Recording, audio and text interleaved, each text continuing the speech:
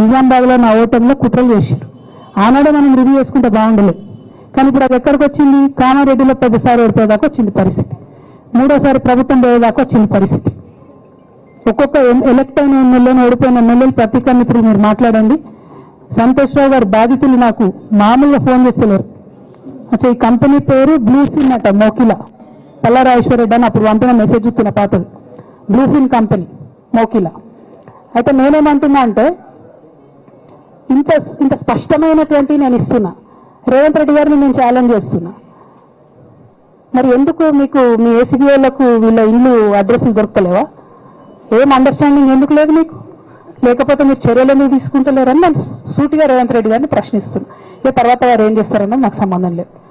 ఇక నేను మాత్రం పర్టికులర్గా మళ్ళీ ఒకసారి నా బీఆర్ఎస్ పార్టీ కుటుంబ సభ్యులందరికీ, మా సొంత కుటుంబ సభ్యులకు కూడా రిక్వెస్ట్ చేస్తున్నది ఏంటంటే, నాకు 27 సంవత్సరాలు ఉన్నప్పుడు నేను రాజకీయాల్లోకి వచ్చిన, తెలంగాణ ఉద్యమం కోసం వచ్చిన. ఇవాళ నాకు 47 సంవత్సరాలు.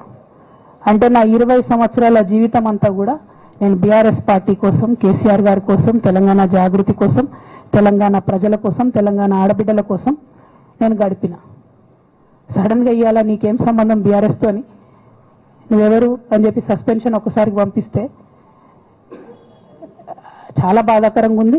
పర్వాలేదు, అయినా నాకు ప్రజలు ఉన్నారు, నేను వాళ్ళ దగ్గర పోతా, వాళ్ళతో పాటు ఉంటా. కానీ బీఆర్ఎస్ పార్టీలో ఉన్న నాయకులకు, కార్యకర్తలకు రిక్వెస్ట్ చేస్తాను, సోషల్ మీడియాలో వచ్చే పిచ్చి పిచ్చి పట్టుకొని ప్రజాప్రతినిధులు ప్రెస్ మీట్ పెట్టింది నిన్న భవన్లో. నేను నిన్న మొన్నటి రోజు వాళ్ళ మీద ప్రెస్ మీట్ పెట్టినప్పుడు ఏమన్నా, కేసీఆర్ గారికి నష్టం చేసిన పార్టీ ఉంటెంత పోతెంత అన్న. సోషల్ మీడియాలో ఉన్న బీఆర్ఎస్ పార్టీ కొంతమంది దుర్మార్గులు ఉన్నారు, సోషల్ మీడియా వింగు చూసేటోళ్ళు. వాళ్ళ ముంగట విషయం కట్ చేసారు, ఏది కేసీఆర్ గారికి నష్టం చేసిన విషయం కట్ చేసి బీఆర్ఎస్ పార్టీ ఉంటెంత పోతెంత నేను అన్నా అని చెప్పి ప్రచారం చేస్తున్నారు. నాదే పార్టీ బీఆర్ఎస్ పార్టీ, 20 ఏళ్ళు నేను కష్టపడ్డా. నేను తెలంగాణ జాగృతి పెట్టి ఇండిపెండెంట్గా పనిచేసినప్పుడు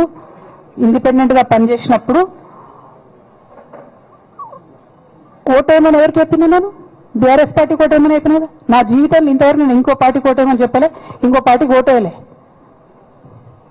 ఎట్లయితే కంప్యూటర్లో హార్డ్వేర్ ఉంటుందో అది బీఆర్ఎస్ పార్టీ, సాఫ్ట్వేర్ తెలంగాణ జాగృతి.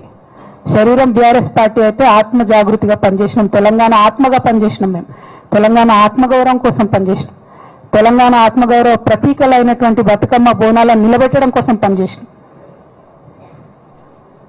ఆ కాంట్రిబ్యూషన్ ఏం లేదా? నేనేం చేయలేదా పార్టీకి? నిజామాబాద్లో చికెన్ గున్యా వచ్చి బాధపడుతుంటే గల్లీ గల్లీ గల్లీ తిరిగి 2018లో ఒక్కొక్క ఎమ్మెల్యేకు ఎంత తిరిగినా అన్నది అక్కడ నిజామాబాద్ ప్రజలకు తెలుసు. ఏం కాంట్రిబ్యూషన్ లేదన్నది? ఓన్లీ హరీష్ అన్నది సంతనదే అన్నది కాంట్రిబ్యూషన్. వీళ్ళు మేకవన్న పులులు నాన్న, వీళ్ళు మీ ముంగట నటిస్తారంతే, బయట వాళ్ళ నిజస్వరూపం వేరేలాగా ఉంటుంది. యాజ్ అ డాక్టర్గా రిక్వెస్ట్ చేస్తున్నా, ఒకసారి ఆలోచన చేయండి వాళ్ళ గురించి. నాకేమవుతుంది, నేను పార్టీలోకి వెళ్ళి సస్పెండ్ చేసి నో ప్రాబ్లం, కానీ వాళ్ళని పార్టీలో ఉంచుకుంటే పార్టీ ఎట్లుంటుంది అన్నది మీరు ఆలోచన చేసుకోండి. ఇక అల్టిమేట్గా నేను చెప్పదలుచుకున్నది ఒకటే,